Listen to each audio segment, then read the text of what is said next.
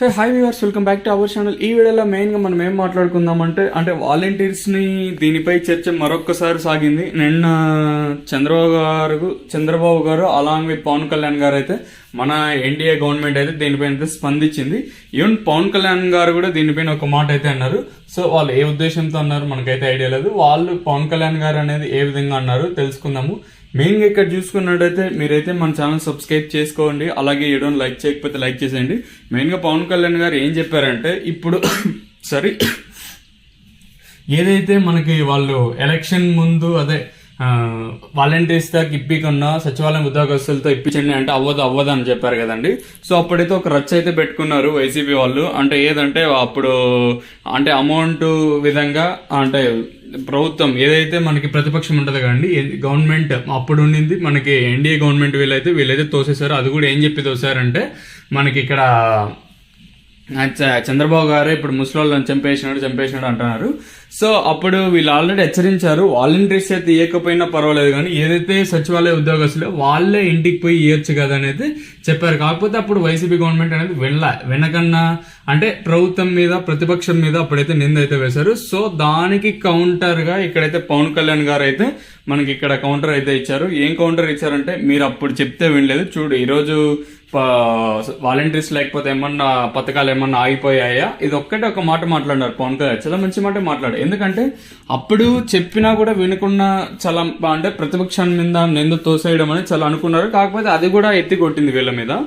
ఇది matter main గా ఏమంటే వాలంటీర్స్ గురించి మాక్సిమం తీసే అవకాశాలు కూడా ఎక్కువగా ఉన్నట్టు తెలుస్తుంది. ఇక్కడ వాలంటీర్స్ ని దేని పర్పస్ వాళ్ళు యూజ్ చేసుకోవాలనేది ఇక్కడైతే ఐడియా లేదు.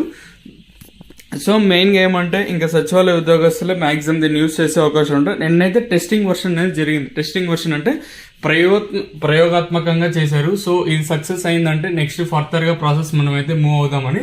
సో ఆల్మోస్ట్ 100% అయితే సక్సెస్ అయితే అయింది. అక్కడెక్కడ చెదురుమదులు కొన్ని ఘటనలు మినహాయిస్తే మళ్ళీ అన్ని చోట్లనే మంచిగానే జరిగింది. ఒక దగ్గర ఒక నాయక్ అనే ఆయన మనకి ఇక్కడ చూసుకున్నట్టయితే వేరే దగ్గర అమౌంట్ విషయంలో కొంచెం 500 అనేది తీసుకున్నారని అతనైతే సస్పెండ్ చేశారు.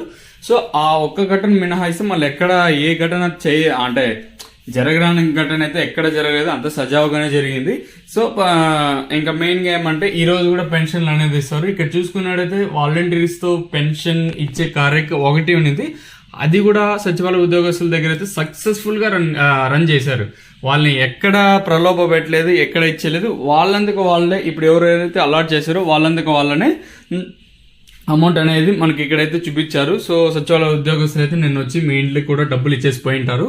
మెయిన్ గా ఇక్కడ ఏదైతే వాలంటీర్స్ అమలు చేయాలని మనకి గవర్నమెంట్ చెప్పిందో లేదు మేము సచివాలయ ఉద్యోగస్తులతోనే దీన్ని సక్సెస్ఫుల్ గా రన్ చేపించగలమైతే వాళ్ళు క్లియర్ గా చెప్పారు. చెప్పడం వేరు, చేసి చూపించడం వేరు. ఇక్కడ చూసుకున్నట్టయితే మనకు ఆల్రెడీ నారా చంద్రబాబు నాయుడు గారు కానివ్వండి, అలాగే మన పవన్ కళ్యాణ్ గారు కానివ్వండి, వీళ్ళు క్లియర్ కట్ గా చెప్పారు. అప్పుడు కూడా సచివాలయ ఉద్యోగస్తుల దగ్గర ఇప్పేయండి అంటే వీళ్ళు ఇప్పకుండా ప్రభుత్వం మీద ప్రతిపక్షం మీద అప్పుడైతే నింద అయితే వేశారు. నాకు కూడా అప్పుడే చాలా బాధ అయింది. మెయిన్ గా ఏమంటే వీళ్ళు చెప్పేది ఏమంటే సచివాలయ ఉద్యోగస్తులతో కూడా మేము పెన్షన్ ఇప్పగల సత్తా మాకైతే ఉంది, దాన్ని సక్సెస్ఫుల్ గా మేము రన్ చేయగలమని క్లియర్ కట్ గా చెప్పారు.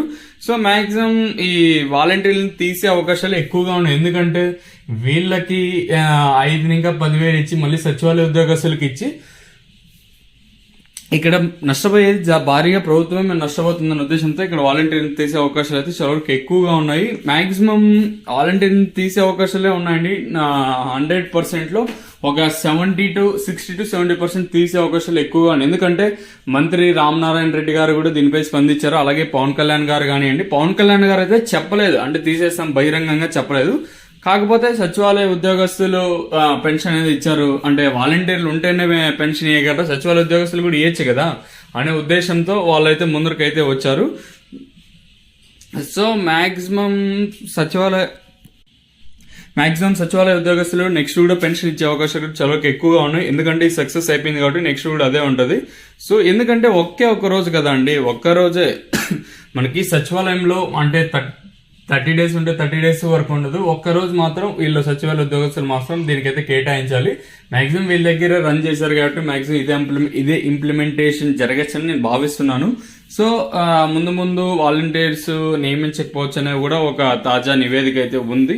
సో దీనిపై మన పవన్ కళ్యాణ్ గారు కానివ్వండి, అలాగే బీజేపీ గవర్నమెంట్ కానివ్వండి, అలాగే మన నారా చంద్రబాబు నాయుడు గారు కానివ్వండి, ఏ విధంగా స్పందిస్తారనేది బిగ్గెస్ట్ క్వశ్చన్ మార్క్. అంటే ఇచ్చిన హామీల్లో భాగంగా అంటే వీళ్ళకి 10,000 ఇస్తామనేది చెప్పారు, కానీ సో ఒకసారి దీన్ని కూడా సచివాలయ ఉద్యోగస్తుల దగ్గర రన్ చేయాలని అనుకున్నారు. సో రన్ చేశారు, పర్వాలేదు, బాగానే ఎగ్జిక్యూట్ అయితే అయింది. సో సక్సెస్ఫుల్ గా వీళ్ళైతే రన్ చేశారు. సో మనకి ఏం ఇబ్బంది అయితే ఏం లేదు. ఇదండి ఇన్ఫర్మేషన్. మాక్సిమం వాలంటీర్స్ తీసే అవకాశాలు చదువుకి ఎక్కువగా ఉన్నాయి. సో ఇంకా ఏమన్నా మళ్ళీ అప్డేట్ వస్తే మీకు ఇంకొకసారి అయితే అప్డేట్ ఇస్తాను.